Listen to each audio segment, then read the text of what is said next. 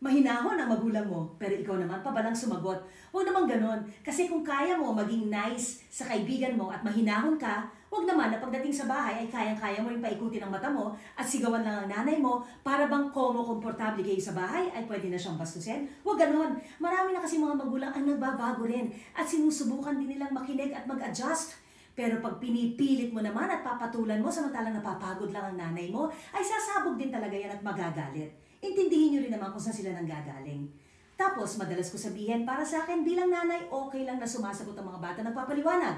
Basta lang pipiliin ang respeto. Hindi na rin naman talaga importante na gigil ang bata. Patunayan na siya ang tama. And in the course, mataas na ang boses at sumasagot ng pabalang. Kasi ang ending ng argumento ninyo, magulang at saka bata, ay yung nakatatak, ay yung pangbabastos mo eh. Alam mo, one day mawawala ang nanay mo at lahat ng pagsagot mo ng pabalang, hindi mo na mababawi yun eh. So I'm sure you'd wish you answered softer, but they're not going to be around to hear it. Think about that.